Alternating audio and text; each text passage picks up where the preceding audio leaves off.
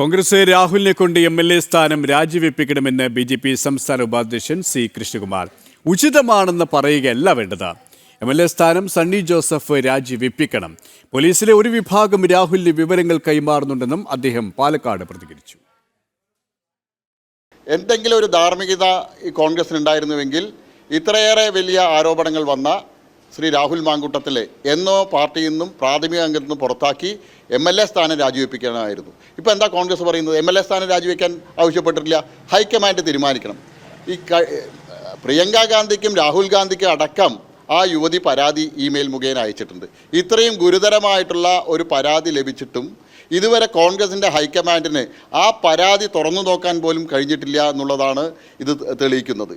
കേരളത്തിലെ പോലീസിന് ഈ 8 ദിവസമായിട്ടും ഈ പ്രതിയെ സംബന്ധിച്ച് യാതൊരു വിവരവുമില്ല, അയാളെ കണ്ടെത്താൻ കഴിഞ്ഞിട്ടില്ലെങ്കിൽ കേരള പോലീസിനെ സംബന്ധിച്ച് സാധാരണക്കാരായ ജനങ്ങൾക്കുള്ള വിശ്വാസം നഷ്ടപ്പെടുകയാണ്.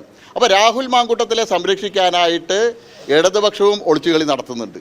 രാഹുൽ മാങ്കൂട്ടത്തിലിന് ജാമ്യം ലഭിക്കുന്നത് വരെ സുരക്ഷിതമായി കഴിയാനുള്ള എല്ലാ അവസരവും പോലീസ് ഒരുക്കുന്നുണ്ട്. പോലീസിലെ ഒരു വിഭാഗം രാഹുൽ മാങ്കൂട്ടത്തിന് കൃത്യമായിട്ട് SITയുടെ ഇൻഫർമേഷനുകൾ കൈമാറുന്നുണ്ട് എന്നുള്ളത് ഞങ്ങൾ ബലമായിട്ട് സംശയിക്കുക.